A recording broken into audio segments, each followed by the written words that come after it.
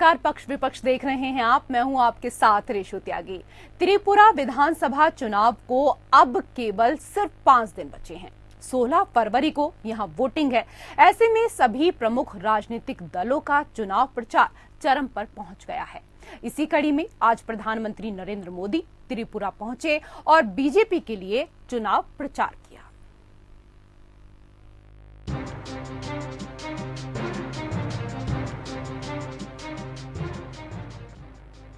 त्रिपुरा के अंबासा में बीजेपी की विजय संकल्प रैली को संबोधित करते हुए प्रधानमंत्री मोदी ने कहा कि बीजेपी सरकार ने त्रिपुरा को हिंसा से मुक्ति दिलाई है। सीपीएम की ओर इशारा करते हुए प्रधानमंत्री ने कहा कि पहले त्रिपुरा में एक ही पार्टी को झंडा फहराने का अधिकार था और हर काम के लिए चंदा देना पड़ता था, लेकिन बीजेपी सरकार में हिंसा और चंदे की संस्कृति से मुक्ति मिली है। पीएम ने कहा कि त्रिपुरा में पिछले 5 साल में तेजी से विकास हुआ है। प्रधानमंत्री ने अपने संबोधन में पूर्व की कांग्रेस और वामपंथी सरकार पर निशाना साधा और कहा कि कांग्रेस और वामपंथियों ने त्रिपुरा को विकास के मामले में पीछे धकेल दिया था, लेकिन हमारी सरकार सिर्फ 5 सालों में ही त्रिपुरा को तेज विकास की पटरी पर ले आई है। सीपीएम के शासनकाल में पुलिस थानों पर भी सीपीएम कैडर का कब्जा था, लेकिन अब बीजेपी के राज में कानून का शासन है। लोगों की जिंदगी को आसान बनाने और महिला सशक्तिकरण पर फोकस किया जा रहा है। पीएम ने कहा कि त्रिपुरा में 5000 किलोमीटर सड़कों का निर्माण किया गया है और गांव को सड़कों से जोड़ा गया है। अगरतला में एक नया एयरपोर्ट बनाया गया है। ऑप्टिकल फाइबर और 4G कनेक्टिविटी गाँव में मिल रही है। अब त्रिपुरा ग्लोबल बन गया है। उत्तर पूर्वी राज्यों को जोड़ने के लिए जलमार्ग विकसित किए जा रहे हैं। त्रिपुरा में बंदरगाह विकसित किया जा रहा है। ढलाई जिले का ये उत्साह साफ साफ त्रिपुरा का मूल बता रहा है। त्रिपुरा ये ठान चुका है कि विकास का डबल इंजन अब रुकने वाला नहीं है। इसलिए आज त्रिपुरा के कोने कोने में एक ही आवाज है, एक ही नारा है, एक ही जय घोष है। फिर एक बार, फिर एक बार, फिर एक बार, फिर एक बार, फिर एक बार डबल इंजन सरकार का ये मंत्र भाइयों और बहनों, नरेंद्र चंद्र देव वर्मा जी, उनको भी आदरपूर्वक याद कर रहा हूं। उधर चुनाव से ठीक पहले कांग्रेस और वाम दल गठबंधन ने बड़ा दांव चल दिया है। कांग्रेस ने ऐलान किया है कि राज्य में अगर गठबंधन की सरकार बनती है तो आदिवासी चेहरों को ही सूबे की कमान सौंपी जाएगी। कांग्रेस ने कहा कि अगर वाम कांग्रेस गठबंधन चुनाव जीतती है तो सीपीएम के एक वरिष्ठ आदिवासी नेता त्रिपुरा के मुख्यमंत्री बनेंगे। बता दें कि त्रिपुरा में जितेंद्र चौधरी आदिवासी समुदाय से आने वाले सीपीएम के बड़े नेताओं में से एक है। चौधरी के नाम पर ही सबसे ज्यादा चर्चा चल रही है। त्रिपुरा में पिछली बार यानी 2018 चुनाव में बीजेपी ने ऐतिहासिक जीत दर्ज की थी। बीजेपी ने 25 साल से शासन कर रहे लेफ्ट कांग्रेस को बेदखल किया था। इस जीत के नायक रहे तत्कालीन बीजेपी प्रदेश अध्यक्ष बिप्लब देब को राज्य का मुख्यमंत्री बनाया गया था। हालांकि 2022 में बीजेपी ने देब की जगह मानसिक साहा को राज्य की कमान सौंपी। अब साहा पर बीजेपी को सत्ता में वापसी कराने की जिम्मेदारी है। इससे पहले बीजेपी और कांग्रेस दोनों ने ही अपने चुनावी घोषणा पत्र में वादों की झड़ी लगा दी। बीजेपी के घोषणा पत्र के मुताबिक अगर पार्टी दोबारा सत्ता में आई तो प्रत्येक बालिका को 50,000 रूपए का बालिका समृद्धि बॉन्ड दिया जाएगा, जबकि आदिवासी भाषा कोकबोरोक को सीबीएसई और आईसीएसई पाठ्यक्रम में विषय के रूप में शामिल किया जाएगा। 6,000 रूपए की प्रधानमंत्री किसान सम्मान निधि को बढ़ाया जाएगा और राज्य सरकार द्वारा 2,000 रूपए और प्रदान किए जाएंगे। आदिवासी क्षेत्र के लिए विधायी, कार्यकारी और वित्तीय शक्तियों सहित अधिक स्वायत्तता दी जाएगी। कांग्रेस की बात करें तो पार्टी ने अपने घोषणा पत्र में रोजगार, कर्मचारियों के कल्याण, गरीबों और मध्यम वर्ग के लोगों पर ध्यान केंद्रित किया है। विधानसभा चुनाव में पार्टी के सत्ता में आने पर कर्मचारियों के लिए पुरानी पेंशन योजना को वापस लाया जाएगा। इसके अलावा सरकारी कर्मचारियों को साल में 2 बार महंगाई भत्ता मिलेगा। साथ ही करीब 10,000 छंटने वाले शिक्षकों की समस्या को हल करने के लिए एक यथार्थवादी दृष्टिकोण बनाया जाएगा और SSA शिक्षकों को बेहतर पारिश्रमिक दिया जाएगा। ये भी कहा गया है कि कांग्रेस 125वें संविधान में संशोधन करके त्रिपुरा जनजातीय क्षेत्र स्वायत्त जिला परिषद यानी TTAADC के सशक्तिकरण का भी समर्थन करती है। पार्टी गरीब आदिवासियों के कल्याण के लिए भी प्रतिबद्ध है। ऐसे में कह सकते हैं कि सियासी दलों द्वारा वादों की बौछारों के बीच जनता किस दल को अर्श पर ले जाएगी और किसे फर्श पर पटकेगी, ये तो चुनावी नतीजे ही बताएंगे। Bureau report.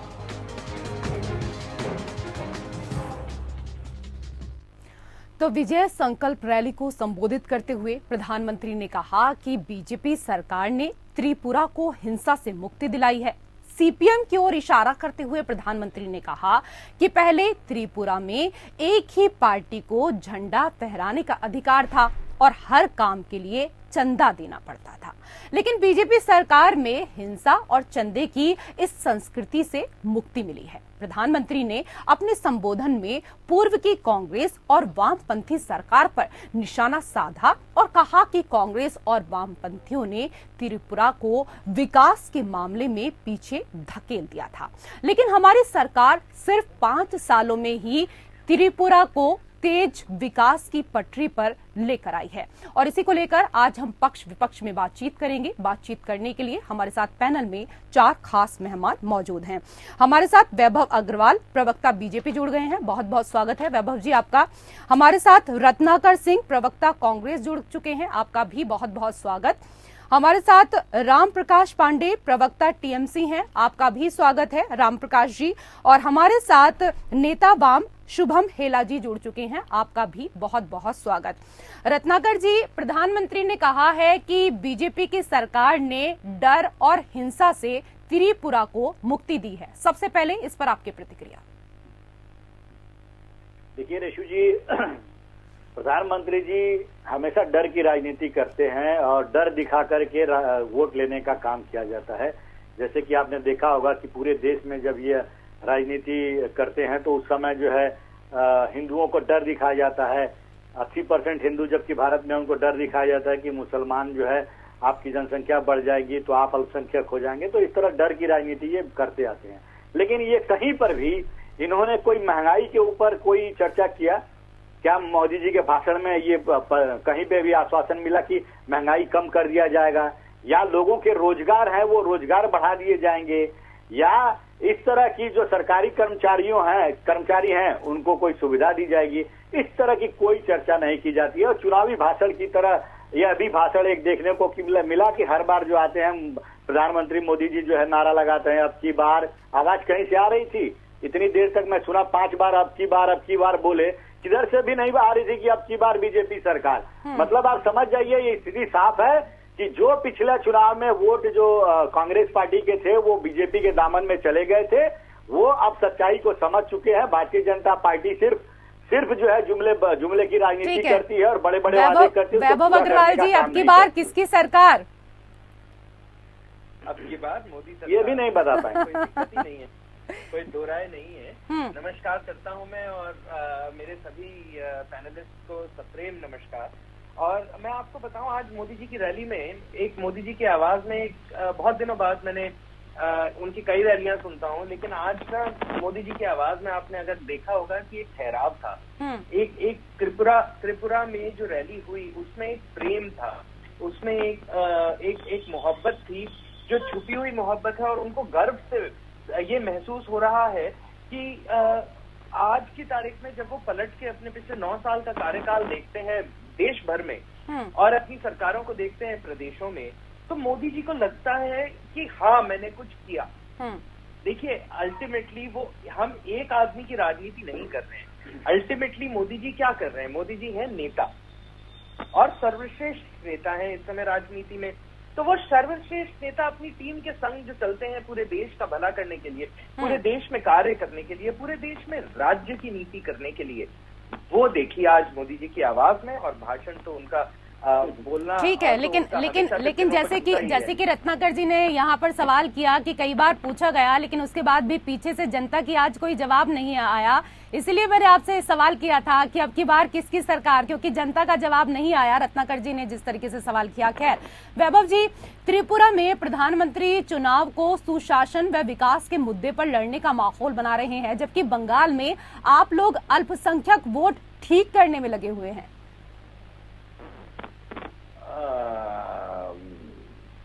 मतलब मुझे आपके प्रश्न में ही उत्तर है, लेकिन अगर आप प्रश्न थोड़ा सा और अलग तरीके से पूछे तो हो सकता है मैं उसका जवाब तोड़ के दे दूं, नहीं तो मैं यही बोलूंगा कि आप बिल्कुल ठीक कह रहे हैं।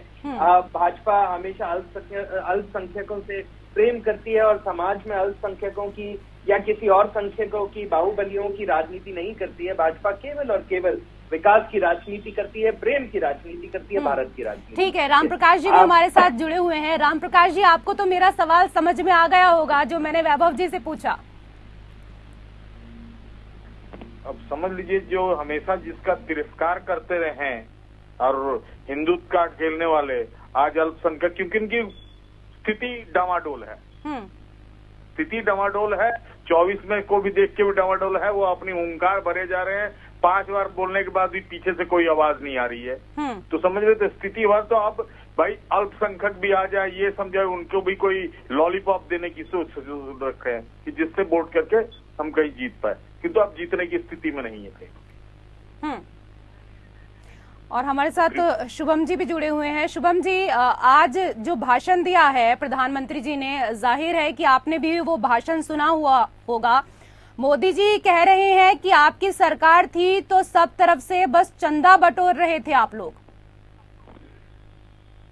देखिए, प्रधानमंत्री नरेंद्र मोदी बहुत झूठ बोलते हैं और तो इतना झूठ बोलने लगे हैं कि उन्हें मतलब अवार्ड देना चाहिए। उन्होंने ये बोला ना कि तेरा जमीन नहीं है, तुझे यकीन नहीं है, हम एक डायरी बोलना चाहते हैं उनके बजट पे। बेच के अपना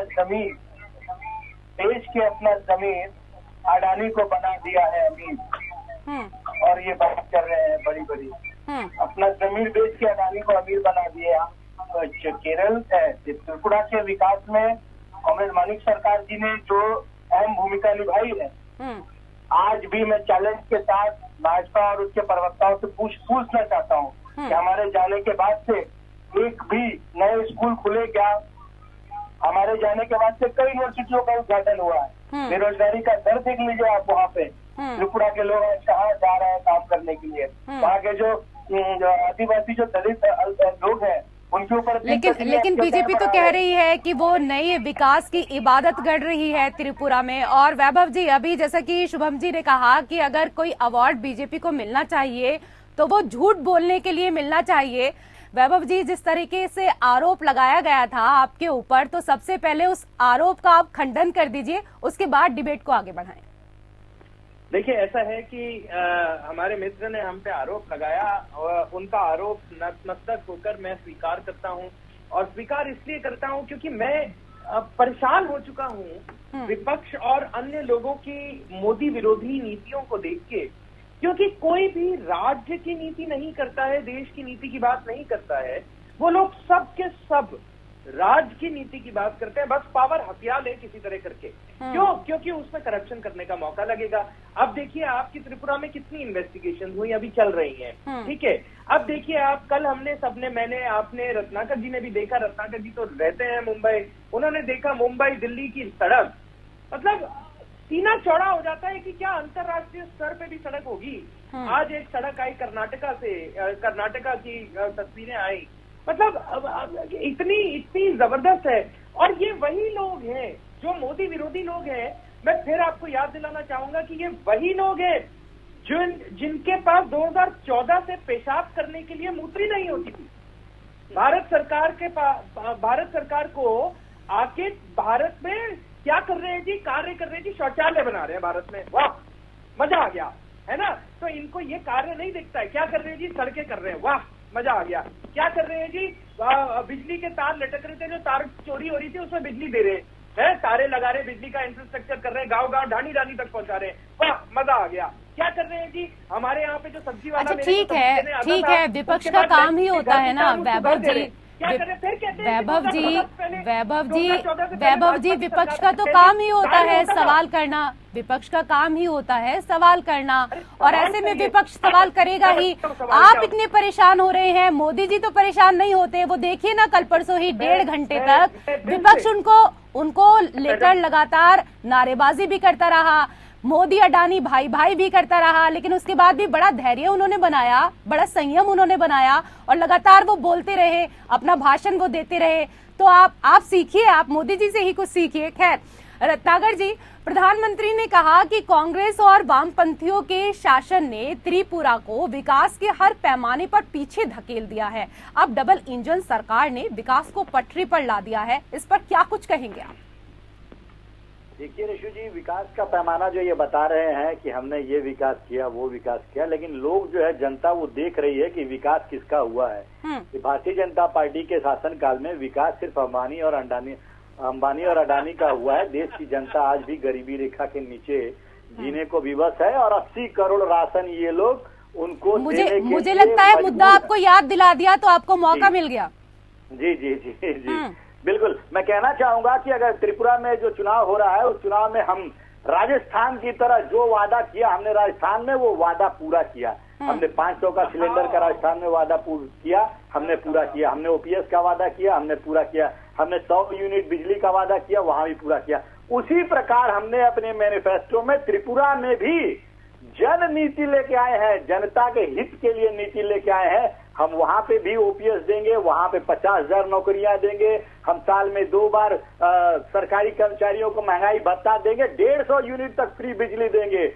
ये सारी जनहित योजनाएं हैं जो हम लागू करेंगे, जैसा हमने राजस्थान में किया। ये क्या किए? प्रधानमंत्री मोदी जी आते हैं, भाषण देके, चुनावी भाषण देके चले जाते हैं। कितना विकास हुआ है ये तो जनता ही स्वयं बता देगी उनको। हिमाचल प्रदेश में भी ये बड़े बड़े दावे कर रहे थे, क्या हुआ वहां पे? जनता ने बता दिया आखिर में ना कि सच्चाई क्या है। देखिए, रही बात जो आदिवासियों की बात मैं जरूर कर लूंगा कि वहाँ तो हर 5 साल में सत्ता बदलती ही है, लेकिन गुजरात में क्या हुआ उसका गुजरात में क्या हुआ वो भी तो आपको ध्यान में रखना चाहिए ना। उसको लेकर भी तो आपको मंथन करना चाहिए या नहीं करना चाहिए? रत्नाकर जी, अभी बोलेंगे राम प्रकाश जी, त्रिपुरा में वाम व कांग्रेस की हालत तो खराब है, आपको पूर्वोत्तर में भी विस्तार की उम्मीद है? जी अवश्य विस्तार की उम्मीद है और हम वहाँ पर जीत के आएंगे। आपको उम्मीद है कि इस बार आप जीत कर आएंगे? जी ठीक है, तो मुकाबला जो है वो त्रिकोणीय यहाँ पर देखा जा रहा है। शुभम जी कुछ कहना चाह रहे हैं? शुभम जी, देखिए, ये कोई त्रिकोणीय मामला नहीं है। यहाँ पे यहाँ त्रिपुरा की जनता ने भाजपा को उखाड़ फेंकने के लिए मन बना लिया है और तमाम धर्मनिरपेक्ष जनवादी ताकतों को एक प्लेटफॉर्म में आने के लिए मजबूर किया है। और ये जो आप कह रहे हैं ना, वो जो तीसरा विकल्प है और ये जो बगल में बैठे हुए ये वोट काटने का काम करते हैं। ये बंगाल में भी इनकी सरकार है, टीएमसी बीजेपी पैक्ट होकर काम कर रहे हैं, कटमनी घोटाले पे घोटाला कर रहे हैं। और चूंकि प्रधानमंत्री के मुख्यमंत्री के जो भैया नरेंद्र मोदी प्रधानमंत्री बने हुए हैं तो इनको सुरक्षा कवच है, वरना अगर सही से जांच हो तो ये टीएमसी पार्टी पूरी जेल में रहेगी। क्योंकि ये जीडी मोदी भाई हमारे बंगाल में सब जानते हैं। मुकुल रॉय, शुभेंदु अधिकारी यहाँ चोरी करके भाजपा में चल जाते हैं, तो फिर भाजपा के लोगों को उसी तरह से गंगा जल में पवित्र स्नान करा के ले लेते हैं। ये राम भक्त है, ये वही वहाँ पर जब रहते हैं तो कटमनी खाते हैं। खुद स्टिंग ऑपरेशन बीजेपी ने टीएमसी के नेताओं के खिलाफ किया था, आज वही नेता बीजेपी का विपक्ष का नेता बना हुआ है बंगाल का। ये करप्शन पे बात करेंगे।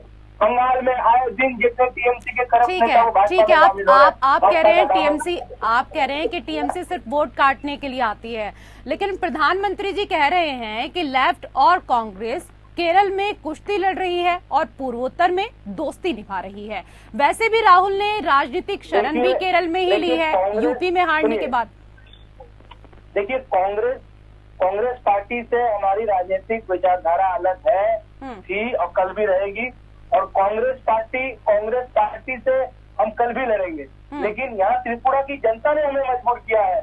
त्रिपुरा की जनता ने हमें जो एक जगह आने के लिए मजबूर किया है। हम तो आज भी कह रहे हैं, कांग्रेस पार्टी देश की स्वतंत्रता संग्राम में उन्होंने भूमिका निभाई है। शुरुआत से उनका 1885 से है। हमारी भी कम्युनिस्ट पार्टी ने भी हिंदुस्तान की आजादी में भूमिका निभाई है और हमारे लोगों ने बलिदान दिया है, ठीक है, 1920 से। तो ये दोनों पार्टियों के अलग अलग विचारधारा है। आजादी ठीक है, रत्नाकर जी से जवाब ले लेती हूँ, कुछ कहना चाह रहे हैं। जिनके लोग आजादी के लड़ाई में माफीनामा लिखते थे उनको नहीं ना पता। ठीक है रत्नाकर जी, विचारधारा का कम बटे हैं, लेकिन देश को बचाने की बात आएगी, त्रिपुरा को बचाने की बात आएगी, फासिस्ट शक्तियों से अगर लड़ना होगा तो वामपंथी, कांग्रेस, तमाम जो सेकुलर डेमोक्रेटिक शक्तियां हैं सभी को अपना स्वार्थ और पार्टी स्वार्थ छोड़ करके इन फासिस्टों के खिलाफ में इकट्ठा होकर लड़ना पड़ेगा। और इनके जो त्रिपुरा के मुख्यमंत्री थे विप्लव देव, वो तो बहुत बड़े वैज्ञानिक थे, बहुत बड़े वैज्ञानिक थे। अब मैं आपकी बातें आगे बढ़ा देता हूँ भाई, मैं आपकी बात आगे बढ़ा देता हूँ, 2 मिनट दीजिए। पार्टी ने खुद दरकिनार किया, त्रिपुरा के मुख्यमंत्री आज खुद। ठीक है, साथी को भी बोलने का कुछ मौका दीजिए। शुभम जी, अपने साथी को भी बोलने का कुछ मौका दीजिए। रत्नाकर जी, के मुख्यमंत्री जी रेशु जी देखिए, अमित शाह नरेंद्र मोदी के खिलाफ कोई फैसला ले सकते। देखिए शुभम जी ने बोला कि बिल्कुल सही बोला, पार्टियां जो एकत्रित होती हैं डिस्पाइट ऑफ अलग विचारधारा के होने के बावजूद भी जो है पार्टियां एक साथ सरकार बनाती हैं, एक कॉमन मिनिमम प्रोग्राम के तहत बनाती हैं। आपने महाराष्ट्र में भी देखा होगा कि शिवसेना से हमारी विचारधारा अलग है, फिर भी हमने सरकार बनाई और बहुत सफलता पूर्वक जो है हम एक कॉमन मिनिमम प्रोग्राम के तहत सरकार को चला रहे थे। लेकिन इनकी गिद्ध दृष्टि जो है वो ऑपरेशन लोटस लगा करके और केंद्रीय एजेंसियों का दुरुपयोग करके और पैसों का लेन देन करके वहां पे सरकार गिरा दी। लेकिन ये इस बार होने नहीं देंगे। हमने चुनाव से पूर्ववत ही गठबंधन कर लिया है और जो भी गलतियां हो चुकी है वो गलतियां भविष्य में न हो, इसलिए हम बहुत मजबूती के साथ इस बार चुनाव लड़ रहे हैं। और मैं कहना चाहूंगा इस बार चुनाव का नतीजा जो आएगा ना वो देखिए, चलिए ठीक है, चुनाव का जो नतीजा आएगा ये देखने वाला होगा। वैभव जी, चलते चलते आखिरी सवाल आपसे, और जैसा कि अभी गिद्ध दृष्टि को लेकर रत्नाकर जी ने यहाँ पर बात की है उसका भी जवाब दे दीजिए। और एक सवाल मेरा भी कि आदिवासी अधिकार पार्टी बीजेपी विरोधी राजनीतिक मोर्चा बनाने की कोशिश कर रही है, उधर कांग्रेस वाम गठबंधन भी जीतने पर आदिवासी चेहरे को सीएम बनाने की बात कह रहे हैं। ये आपके लिए कितनी चुनौती रहेगी? देखिए, बिल्कुल भी कोई भी चुनौती नहीं है। सब लोग त्रिपुरा के फायदे की बात कर रहे हैं। जो जनता पसंद करेगी जिसको, वो लोग आखिर में उनके साथ आ जाएंगे। बड़ी सोच की बात है। आज कांग्रेस अगर विपक्ष में है कोई बात नहीं, राहुल गांधी जो हैं वो उनको कभी देश की सेना के खिलाफ बोलते हैं, वो रत्नाकर सिंह नहीं बोलना चाहते हैं, वो